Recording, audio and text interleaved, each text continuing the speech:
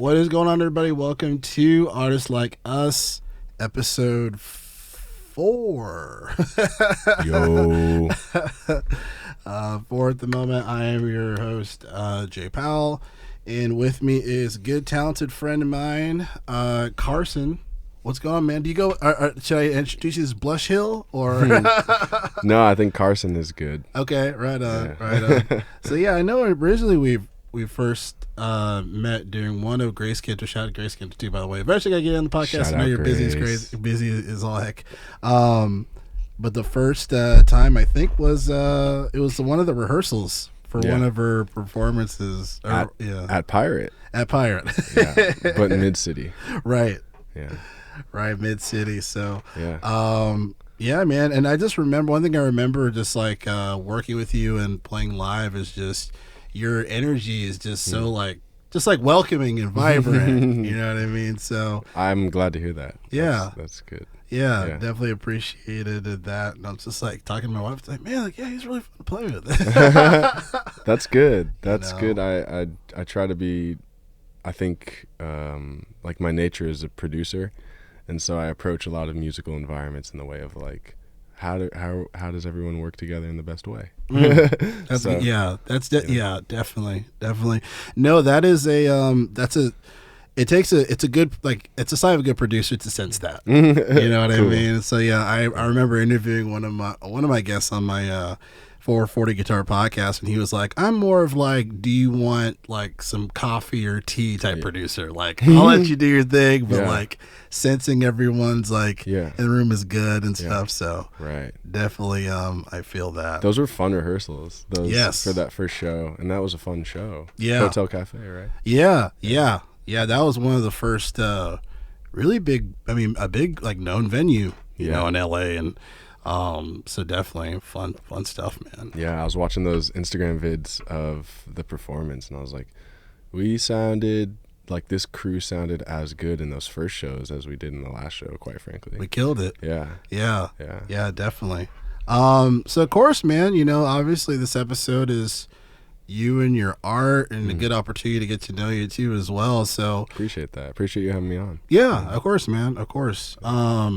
You know, obviously, you know, I've heard a little bit of snippets of your music and stuff that you've been working on. Yes. That's sounding great. Of course, we're going to preview some of it today here on the Thank show. you. Thank you. Tell me a little bit as far as like do you remember kind of like your first memory of music where it just really stood out as far as just the connection to it, or? Yeah, I would say like the first time I felt truly connected to music is I really liked this girl in grade school. No, middle school. Okay. And she liked Tribe Called Quest.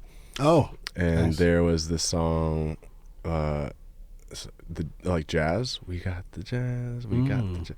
Stir from a young as a laid back tongue. The aim is to succeed and achieve that 41, just like Ringling Robbins. Yeah, so it was Tribe. Yeah. And like Q-Tip, I think something about his approach to hip hop was like landed for me strongly. So Nice. those records, like hip hop, pretty much was the first. Like I had a history with music before that, but I think those records were the first time I felt like, oh, like music is speaking my language, like truly, Nice. you know, and I can speak it back, maybe, Right. you know. And a girl to like Tribe around like, well, we're us growing up, like that's a great sign. It's like, Yeah. yo, this girl's great taste in music. Yeah, yeah. It's funny. I mean, back then we had Low End Theory, which Yeah. was a venue named after a Tribe album, Facts. Yep. which was on Broadway, which being in Pasadena, that was the closest spot we could go to. And I remember being like, you had to be 18 to go, and like we could still sneak in there, Nice. you know.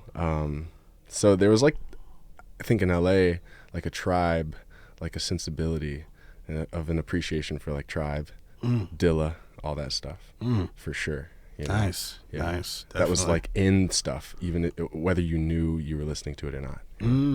Okay. Yeah. Yeah. Yeah. Definitely. Was there music played a lot in the house, or how did that connect with you in the household? Yeah, in the household, my dad would be playing piano all the time.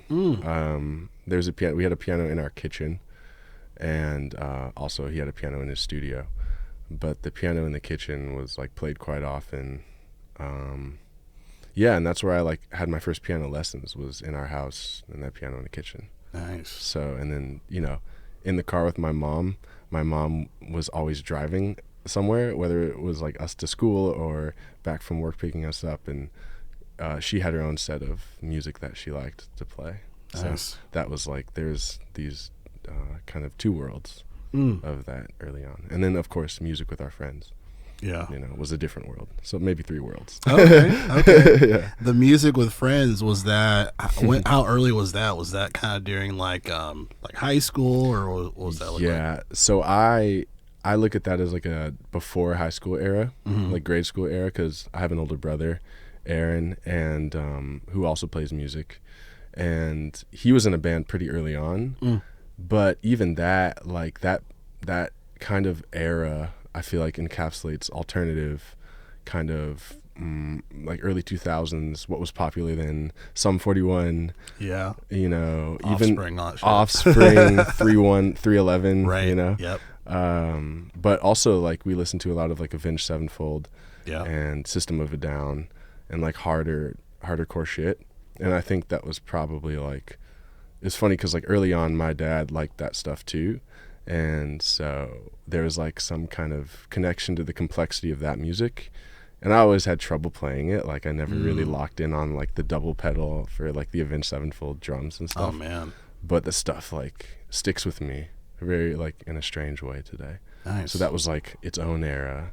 And then my brother was in a kind of like alternative band, so I'd go to his shows early, and I was like, cool, like there's like 3 guitars on stage, you know. Wow. Type stuff. That's cool that that type of music, you know, definitely is a part of your influence growing up. Yeah. You know, I feel like as everyone's always trying to block it, like just put black people in a box that are Yeah. artists. You know what I'm saying? So it's Yeah. like I always think it's dope where it's just like it's all black music anyway. You know, It's all black music like anyway. originated. You know, so connecting to Yeah. like stuff that's like, you know, may not be seen as that or whatever. Like I've always like, Yeah. I'm like, yeah, man, take your inspirations where you get them.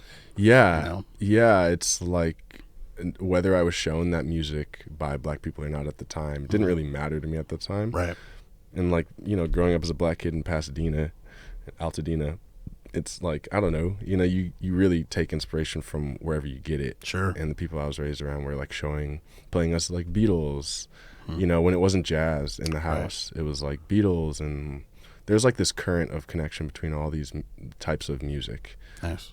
black music. Yeah. You know, a lot of it originated as black music. But Right. if you're like listening to System of a Down or like Red Hot Chili Peppers, Yeah. Weezer, Yeah. you know, like all these things, Sum 41, Yep. what was that band? Fuck. If you leave me now, I'll need forever. Right here, right now, and gonna take me away. Don't. God, I'm trying to think of that band. Is it Taking Back Sunday? No, it's not Taking Back Sunday. No. It's I'm blanking, but they had a black drummer, which was funny. Yeah, that was kind of okay. like a funny thing back then. I'm thinking of like other bands, Yeah. that had like just a black drummer, you know? Like because they needed. Mars Volta used to be one of them at Talos Persian. I was like, oh Yeah. shit, yeah, Yeah. during the Bella and Goliath days. So. Yeah, it's so funny. I feel like, you know, throughout a long period of my life, like blackness was this kind of ever-growing thing, like in the background, which is funny to say, I guess, because I'm a black person. Yeah. But in like growing up Pasadena, listening to all these varieties of music and feeling like they were yours. Yeah. It's like it was just kind of growing in the background as like something, and there was a point where it switched to the foreground as a real focus in my life. Yeah. But, you know, it's the music was like wherever I was getting it. Yeah. If it sounded good, it didn't matter. Right. Right. Period. And that's something I also still hold dear to me as like a value, Nice. you know. So yeah. Nice. Very cool. Rock music, man. Rock music. There you go, bro. Yeah. There you go. There you go. And then was drums very early as far in your kind of just like learning instruments and whatnot? Yeah, I remember, I think I was 13 maybe, or 12 or 13 when I got my first drum kit. And I still have that one. It's the one I played at Bar Lubitsch. Oh, nice. Oh, wow. Wow. I still lug it around to play shows. Nice. It has a good tone in the room, you know. The acoustic, you make, you know, yeah. Dude, at Bar Lubitsch, though, the sound guy really came through with the mics and made it sound okay. Yeah, there's something about it. There's like a novelty to having it something that long that's an instrument. I'm jealous because I clearly don't. It's fine though. Like I'm also really trying to get a new kit too. Like I need. But yeah, I would play that one in the basement in our house. Just put on headphones, try to play the stuff. Nice. Yeah. Very cool. Yeah. Very cool. And then obviously, like, since I met you when we were rehearsing with Grace Cantor, when did you meet Grace? Well, because I know you say you grew up Pasadena and I think she was from Chicago. Yeah, Grace is from Pennsylvania. Oh yeah. PA baby. Yeah, we met at Columbia College in Chicago, and yeah, I remember thinking right off the bat, Grace had this amazing powerful voice. Yeah, and I was like, we got to collaborate.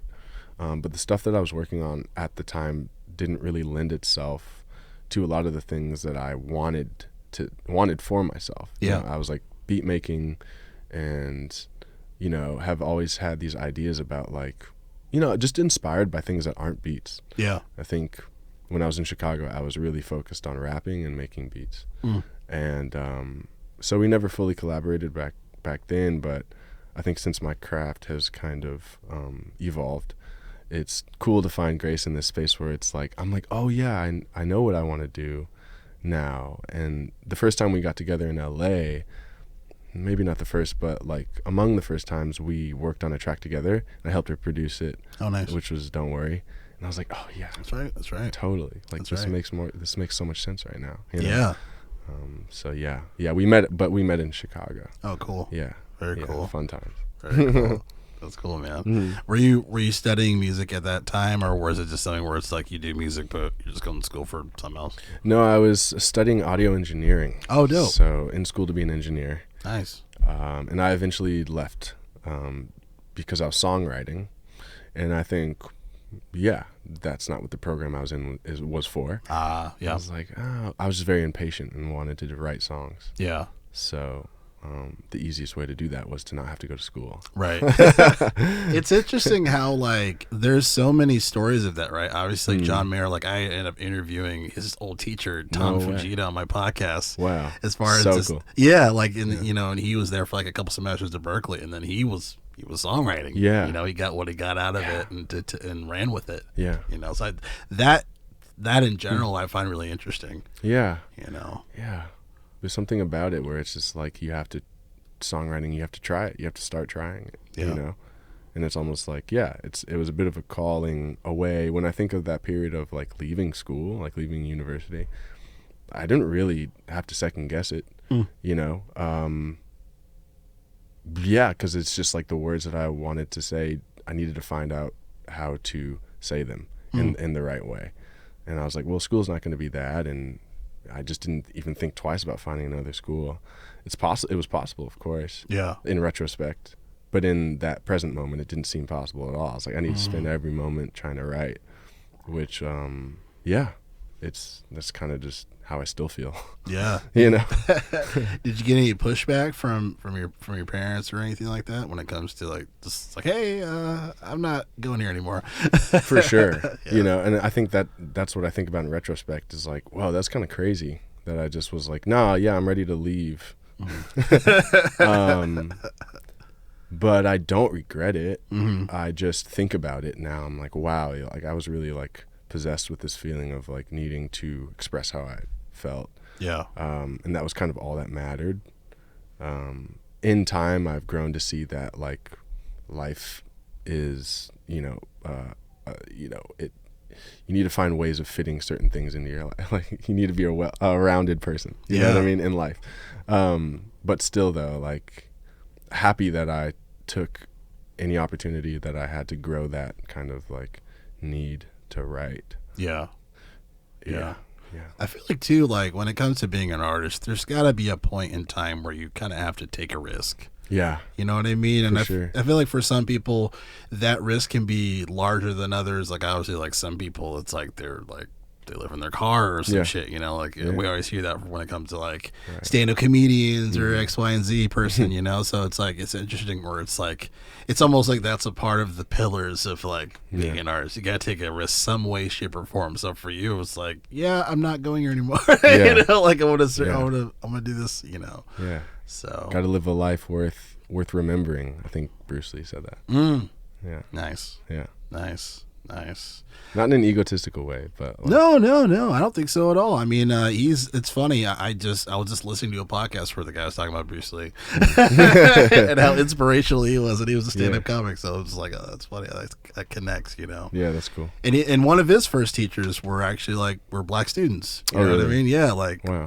like you know. So it's funny too. Like hearing when you see him in interviews and stuff, you can almost kind of sense it. You're just like, yeah, like it kind of makes sense. Yeah. You know what I mean? So It does, yeah. Yeah. Also in the context of that moment in history, or that time in the world. It's interesting to think about history in that way. It's like, what was allowing, like, what were all these factors that made Right. this group of people like this, or like this person was connecting with this?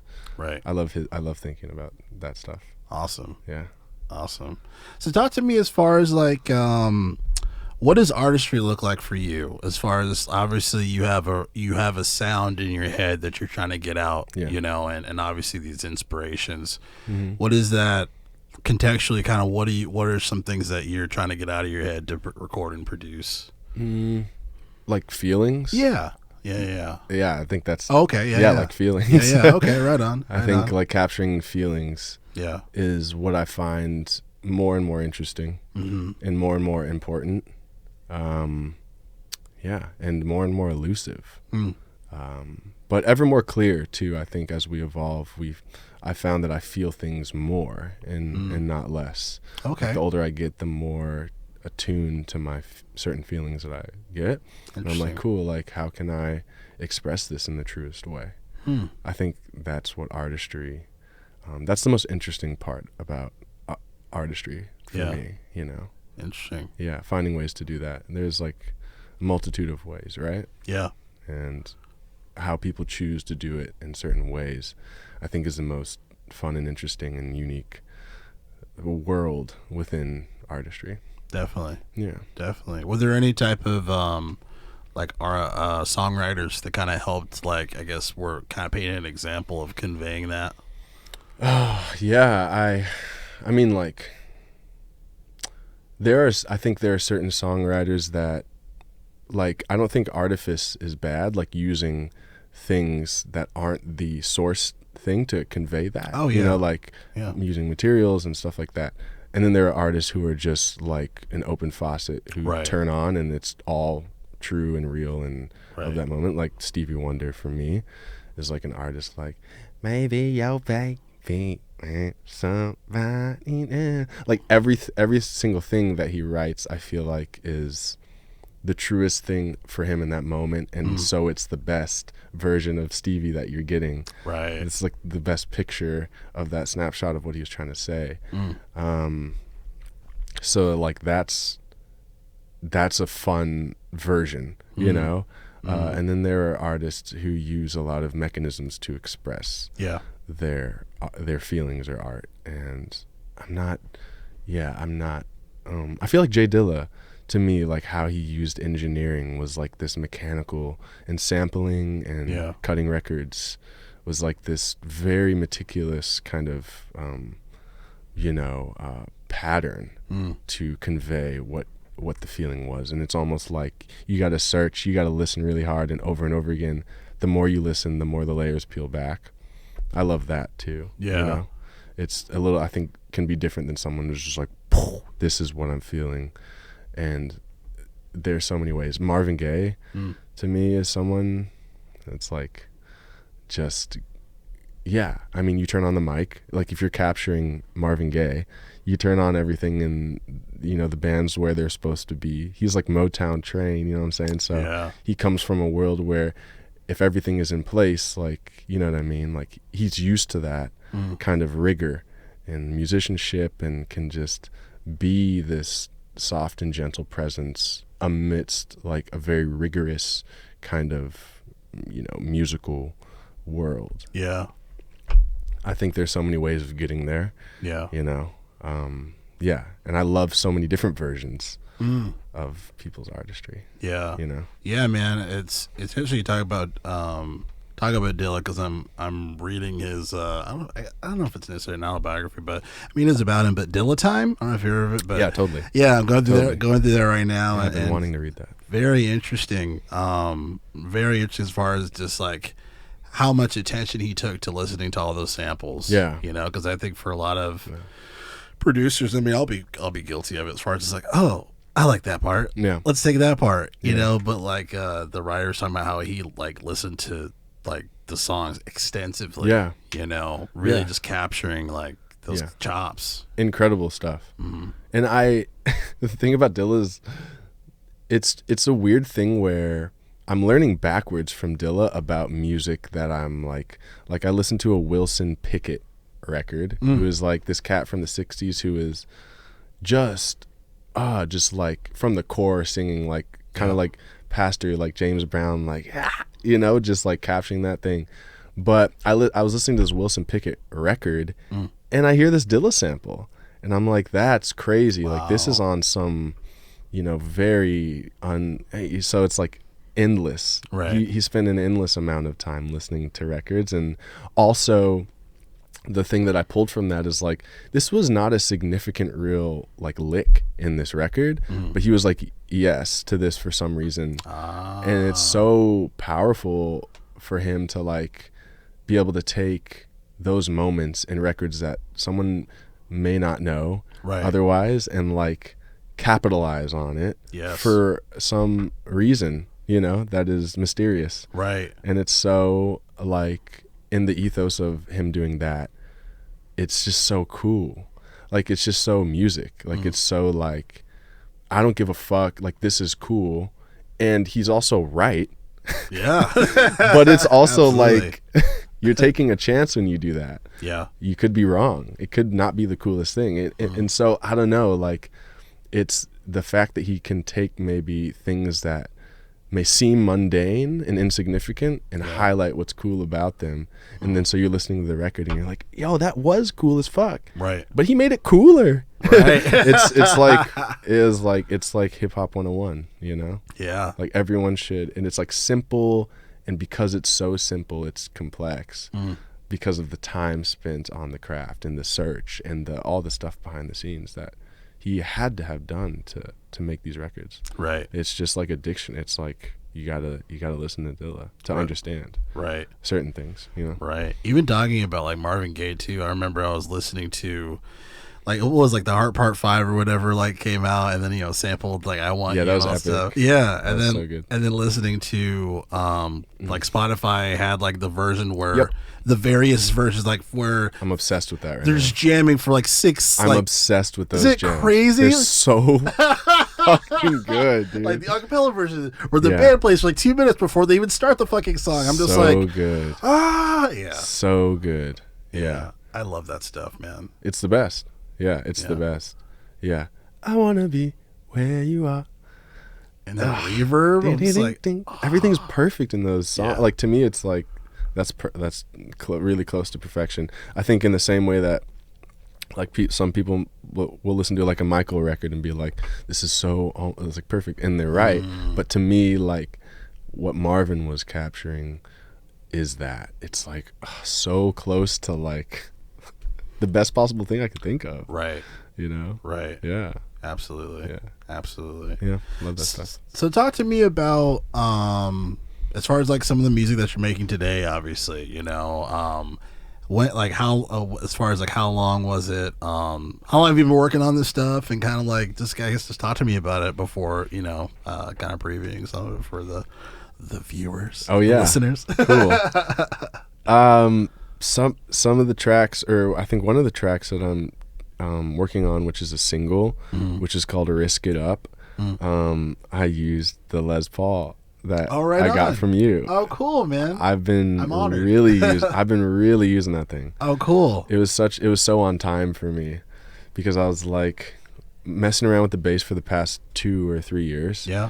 And using it as a production tool and slowly kind of understanding how complex and powerful the bass is. Absolutely. And I'm like, oh, the bass is like calling for a top line a lot of the time that I was using, you know, on that bottom. I was trying to create it with the bottom string on the bass, and I'm like, no, like it's not actually like reaching the dynamics. This needs guitar, or it needs a synth. And quite frankly, like keys are fun and like synths are fun, but it's still too in the box for me, because you're constantly going through sounds on the box. And so the guitar, a lot of the music that I've been making in these past, since I got the guitar from you, it's been an important factor for a lot of that music. That's great, man. Yeah, I'm happy to hear that. Yeah, it's so fun, man. The guitar is so fun. Happy to hear that. Yeah. I've been building guitars for a little bit now, maybe a little over a year, as far as like really like different podcasters say. It's crazy. It's cool to hear that. Yeah, it's an I love the fact that like it's an interesting sounding guitar. Yeah. You know, in like a weird, cool way. Yeah. Because it's like all the more fun to find how it like sonically fits in a song. Right. You can make it weird. You can allow it to be weird. Right. You know, like with the rhythm and the treble knobs. Yeah. Like it's just cool. Yeah. Awesome. It's cool. So yeah, a lot of the stuff like Risk It Up, you'll hear. I'm playing bass and guitar, which has kind of been the model for me. Cool. Also like playing drums on certain things and then using loops on others and like cutting up loops. I don't just typically drop a loop on a song. Like I'll spend time like making it bespoke to the song. Nice. You know, so cutting it up and editing it and stuff. Wow. But that's kind of been the model, you know. That's fire. Yeah. That's fire.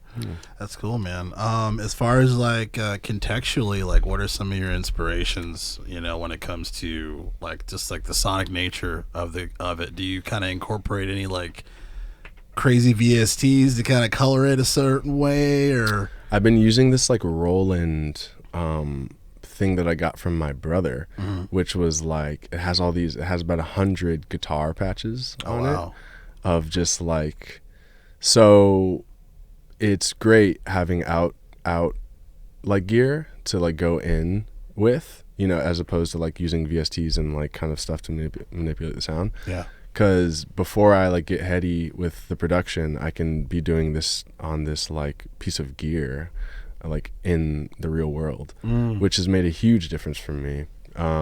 So yeah, all of the distortion sound, and it's like really good, like like early 2000s kind of punky, you know, some shoegaze like kind of distortions in there that like really are good in comparison to other VSTs that you might find on whatever fucking paid subscription, you know, that we're all at the behest of nowadays, you know, or whatever. Yeah. So that thing, it's like a Roland, I forget what it is, but it's very old. Okay. You know, it has like a CD player on it, like so you can like burn CDs on it, which I obviously don't do. I use it just for like one of the capacities of it, which is like finding interesting patches and then like going out from that into the interface. Cool. And having that where I can just switch between a wheel of sounds, like 100 guitar sounds, I'm almost always finding interesting ways to like layer the guitar, which is like really great to be able to do quickly, as opposed to like having to go to the keyboard and go through it. For me, like after having done that for so long, it puts me in a mode where it's like less creative. So yeah, having that is pretty much how I've decided on all the guitar sounds that I use. That's fire. Yeah, and some bass sounds too. Like sometimes it works for the bass too. Yeah. How do you songwrite? Because it's interesting. Like you know, I've been working with one of my guys, L Summers. I met him through Instagram, kind of connected to a podcast I did before, and now we're working on like albums and shit. Like we have one coming out soon. Shout out to L Summers, but you know, he just said like he sent me a track like yesterday, and I was just like, my wife was working on like schoolwork, and then I was like writing a song, and like I'll use like Google Docs or whatever, and just like have like these random like, you know, these things to craft a song. Like, what's kind of your songwriting process as far as like putting lyrics together and whatnot? Or does it change? It changes, I think, based on the context or the intention. Sure.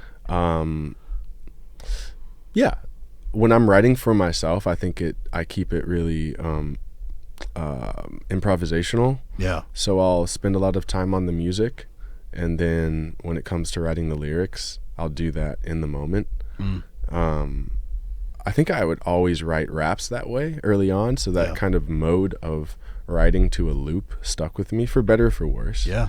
I think there's utility in writing stuff down. Absolutely. Like I've worked with artists recently. I worked with an artist that was really efficient at writing their stuff down, and we could refer back to it and change it together.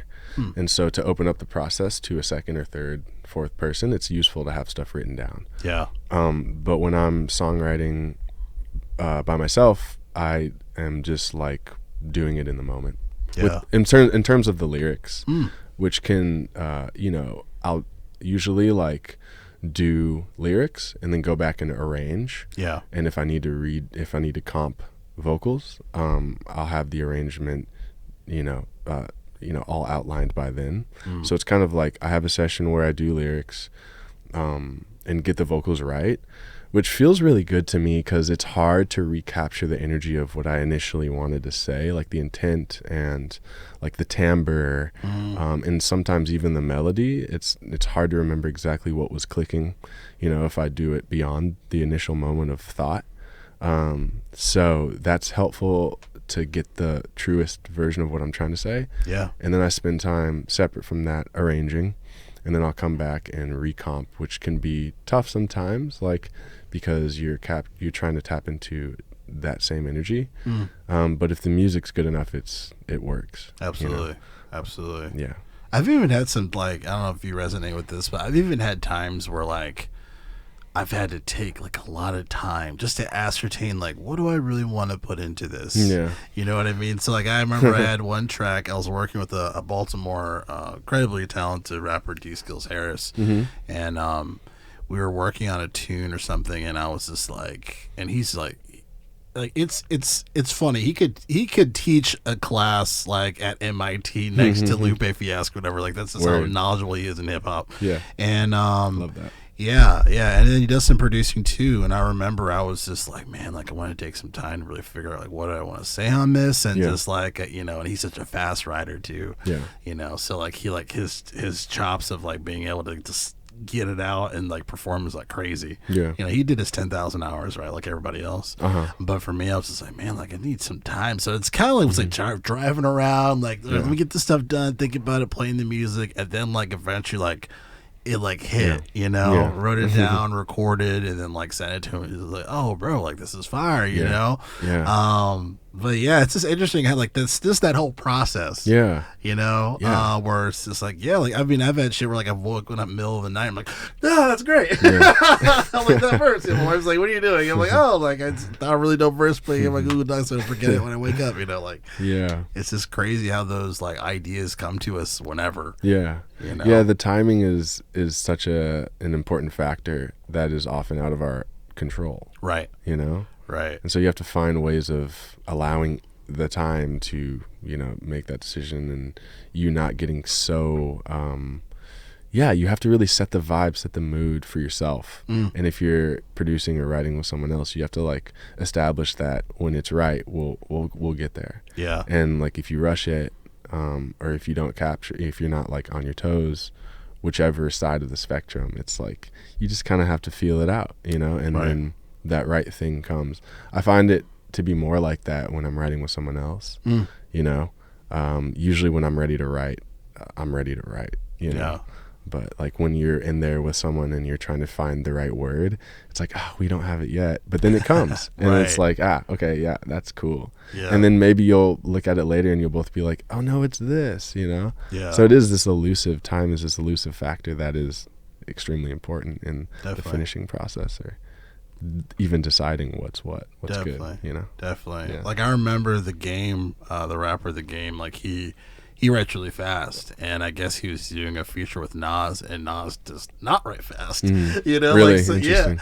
So he was in he's in the studio with him, and he was taking his time. It's just like, bro, like come on, It was like, no, like I need to be a certain way, and then when we record, it was like fucking outstanding. Yeah. So it's just funny how that works when those pieces are put together. Yeah, it's very different, and some people, it's very much like you build habits, and then it's about a preparation that is you can't really see it.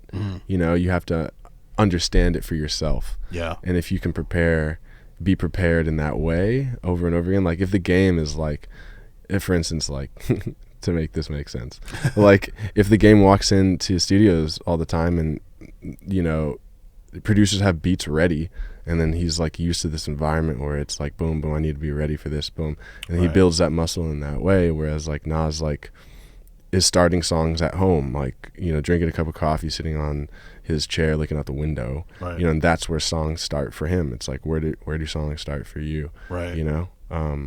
It's different for everybody. Very true. You know? Very true. Yeah. Talk to me about before you start kind of previewing some music, you're the Blush Hill, right? Is the artist? Kind of tell me the origin of like where that came from and everything. Yeah. Yeah, I was writing songs that at the time I was writing songs that felt new and different than other songs that I had written before. And I think Blush Hill was something I thought of because I was looking for a name for those songs. Yeah. Like what they belonged to. And I feel like it was open enough to have like it be called a band, like Blush Hill, like the group or whatever. Yeah. But the words themselves just came from me listening to the songs and blushing. And I was like, cool. Like this is like I'm doing something with these songs that feels like not only is it making me feel this way, but like I would like to convey that to listeners. Like if it makes you feel like, like, you know, cause like a blush to me is like something that holds a lot of emotion in it for whatever reason. Yeah.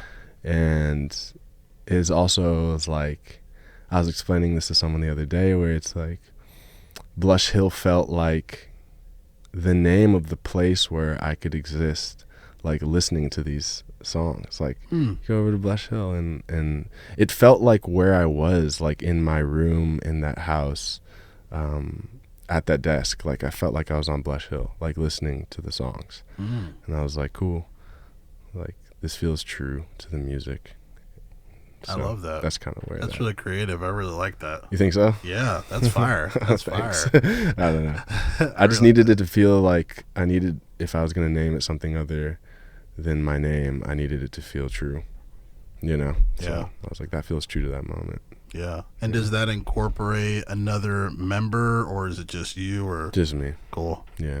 That's awesome. Right now, at least. It's like a Tame Impala thing. It's like however many people maybe were with me, but like this, the essential, you know, origin. Yeah, I mean, it's like to think about music as something where it's like you do alone feels lonely, you know? And I feel like there's loneliness in the name, like in the experience and in the music, but it's also like,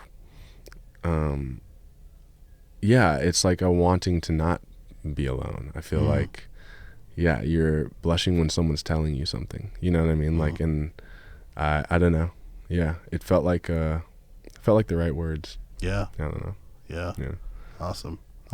Thanks. So what songs do you have to share with the peoples? I suppose I could play this song that I want to be the single right now at this moment in time. Oh, okay.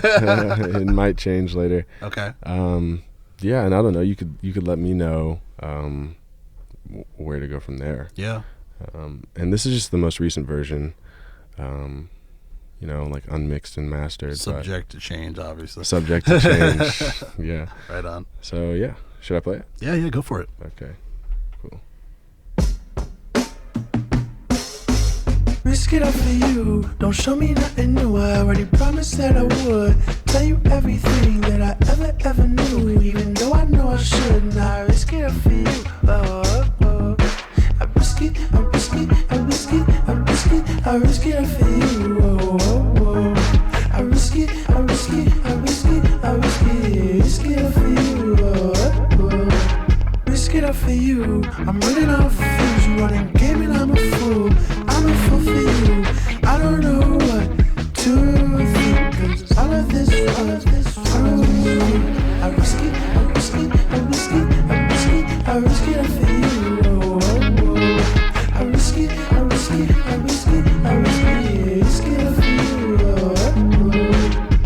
can I fool you? You ask my intent, I intend to love you down.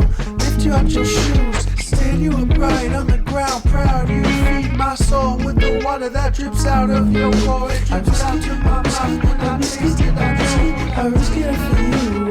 Oh, oh, oh. I risk it, I risk it, I risk it, I risk it for you. Oh, oh. That's dope. I'm gonna cut it right there. Risk it, I risk it, I risk it. Yeah. That's dope, bro. You dig it? I really like that. You Really do? funky. Yeah. Really funky. There's a lot of really dope sounds and layering that you did. Like there's a like that crunch. Yeah. Really is dope. Yeah. I love that sound. Cool. I love I love the lyrics. The tone of your voice. Yeah. Is fire. Cool. Absolutely has crazy you, like single like Think so? mad single potential. Absolutely. That is a single. Word? That's Okay. fire. That's fire, bro. Thanks for saying that, man. Yeah, that sounds really fucking good. Yeah, and then it's funny too because I was listening to the drums too. Since you know you talked about kind of like your history of what drums mean to you, connected, chopping up the attention, and Yeah. yeah, Yeah. that's really fire. Cool. That's Thank really you. fire. Thank you, man. Yeah, and then obviously that's a version of what you're putting out, but I like what I'm hearing. Cool. Thank you, Yeah. man. Thank you. Yeah, that's the Les Paul. Like that's the the guitar. Yeah, The one that you gave me. the Les Powell. Yeah, the Les Powell. Yeah, that's all. Nice. That's all through the Roland joint. And Killer. Yeah, man. That's fire, bro. It's called Risk It Up. That's dope. Yeah. As far as for the project, I know obviously you're working on it actively right now. Like Yeah. when how many songs you got cooked up for this sucker? I have about 11. Oh, shit. But if there's gonna be an EP, like there's 11 songs. Like if I had enough funding to do an album, but Yeah. I'd probably not do that, and I'll probably do a shorter version of it, like an EP Okay. instead of an LP, and then maybe do 3 singles, and then a few songs in between. Like I have an intro, which is a little bit slower, and yeah, so maybe 5 songs. Yeah. Yeah. Smart. And then maybe if there's a next phase for this project, it's the next ones, Yeah. but just see how the singles do. Yeah. Yeah. I'm excited to hear these live too. Yeah. You know what I mean? I feel like Yeah. there I can see a really dope visual type thing that would be cooked Yeah. up too. Hell yeah. I mean, I'm glad that you said that. I was trying to write this music. I've been trying to, put together groups of people to play music, and I've been in a lot of groups of people playing music like with you Yeah. for Grace, and it's helping me kind of figure out what it looks like to assemble people for this music. Because that's the point, is to write music that people want to play, Yeah. and would be fun to play and would be dope. So yeah, I think about like what this would look like live, and like that's kind of like why I love this music so much, Yeah. because it feels like it's lending itself more to like a performance and like a live iteration, Did you and this is funny, this is like a lesson I learned later in life, but like did you work on that music with the intention of like whatever I'm learning, putting together, crafting, that this is also representation of like live? Yeah. I Awesome. mean, as much as I could, Yeah. I mean, best case scenario, you record everything live, and Right. if I'm not doing that, that's definitely the intent for the stuff that I'm writing. Nice. Yeah, I don't know when I transitioned over to thinking of it that way, but that's pretty much all that I think of now, Yeah. of like having that moment where you're writing the track and you're like, you just, you fucking get up and you're like, yo, like pretending to be on stage with it. Yeah. Like if the song doesn't make you feel that way, like I'm not like really in love with it, coming from myself. Yeah. That's my intention for my music. Yeah, because that's one of the things too that I thought of when I was listening to it. I was like, man, I can't wait to hear this live. Cool. You know what I mean? Like, I love that. and Yeah. definitely it has That's awesome. There's even a sensibility of like, I can see an NPR Tiny Desk on this. Like, That would be crazy. you know what I'm saying? Yeah. I think it's so, once you get past this level of writing the music, recording the music, and putting out the song as a file, it's like that's you know, you paying your dues so that you can start thinking about the fun version of this live with like playing this with cats in a room. Yeah. Like that is the sweet spot, I think, for me. That's what makes it all fun, is like thinking about it's the best of all of the worlds for me, because you get to be with other people other than yourself. Maybe you wrote this song by yourself, but now you're with a group of people working on this thing, you know, this experience that is, you know, you're sharing with other people now. And so I love that, because I love people. I love being around people and talking about music and figuring out music like as we go. And then you're also thinking about like, there's just no BS. Like there's no second thinking about it. You just rehearse and then you do it. Right. And that's exactly what you're going to be giving people. Right. Like we live in this world as musicians where it's like, how is this translating?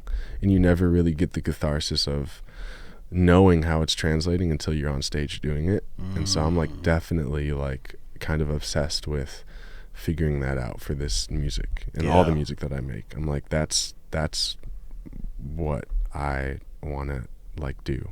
Yeah. Is like, you know, give this to people and, you know, see what it's like. You know? So that artistic vulnerability is really interesting. You know, that part of the artistry when you're performing live. Yeah. You know, as far as it's like, it started from the brain to the bedroom. Now it's like on a fucking stage or whatever, people hearing it, you know, like it's, I find that really powerful and interesting. Yeah. And a bit crazy too, Mm-hmm. you know, Blush Hill, man. Yeah. It's that vulnerability too that I felt with this music when I was listening back to it. Like, I felt like, yeah, like it was a weird thing where I was like, I felt like I wanted the audience to feel, and I was like, oh cool, like if this is how people are gonna feel listening to this, like I can see it. Like it was like giving me a vision of like what it would be like, you know. And it had been a while since I'd made music or had a feeling of that. I think earlier on, it's like you have this feeling of like, yo, people are gonna love this shit, bro. Like, yo, this shit is the hottest shit ever. And I think every artist goes through a growth period where it's like that, whatever that feeling is, when you're like, get the inspiration, you're making the beat or you're making the melody, and you're like on a computer in a room, and you're like, your head is imagining something else. Right. Like whatever that is changes as you go and make music. And for me, it's like back to the feelings thing. It's less of a like, I'm going to be on stage and this is what it's going to be like, but it's more of like, it's like more of like a feeling, you know. And that feeling, I think, was vulnerability when I was like writing this music. And I think I look for that when I'm writing music, but it's like other things. So yeah, Blush was like a thing that I was like, yeah, like this is going to be a feeling. It's like a feeling, like I can't see the picture anymore, but like the feelings are what I know and what I'm experiencing. Nice. You know? Nice. Yeah. That's fire, bro. Thanks. That's fire. I was going to ask you too, like, were there any songs that you wrote that were maybe like emotionally difficult to kind of like create, or to for that, speaking of vulnerability, you know, like all of them. Really? Yeah. Wow. I think all the songs that I wrote, especially for this, even if this is like, I'm glad, like I've been showing this to some people and they're like, yo, this is so fun. And I love that. The song is called Risk It Up, and I wrote it. I don't even think why I, like when I wrote it has anything to do with it, but the song itself is just about like, it's like, it's about like taking the risk of like loving someone. Yeah. And in the project, in the context of the project, the flow is that, you know, that turn that gets darker, you know, so it's kind of like, I risk it up for you, you know. It's like, yeah, I don't know. It's, I think all of these songs come from, needing to express, you know, or needing to talk about certain things. And even if they're like beautiful things, love, whatever, you know, I think it's painful and vulnerable to talk about them if they're true, you know, and that's just been my experience, you know. Awesome. All the stuff that I feel that I need to write songs about are like important to do, but yeah, can be painful for sure. You know. Yeah. Yeah. Awesome, man. Yeah. Well, I think one of the last things, obviously, you know, for those who maybe are listening or watching this for the first time, are like, yo, I fucks with this guy. How can people find you? And then when would be the first, when should people look out for, you know, any type of art that you put out? Yeah. I'm on Instagram as Blush Hill Music. Yeah, just how it's spelled, at all lowercase, whatever. And then, yeah, just if you follow me there, then you'll see stuff. I'm just doing shows. I think, well, we're doing a show coming up. Yo! And I'll be playing drums there. I'm, you know, playing drums with a few other friends and doing shows and working on a project with my brother right now. Awesome. And we have an EP that we're working on. Yeah, and then this EP should be, I want to get this single out, you know, by the end of the year. Nice. And so yeah, that's where Instagram. I Yo, suppose. Man. I'm looking forward to it, bro. Yeah, man. Carson, thanks, man, for doing this. Dude, thanks for having me. Yes, sir. Yes, sir. Well, you know I like to say no. I'm out to what's in my headphones. Chill tonight, lay back to the stoves. Set my mind on cruise control. Music revolves around my mind like it's an access. Sometimes I'm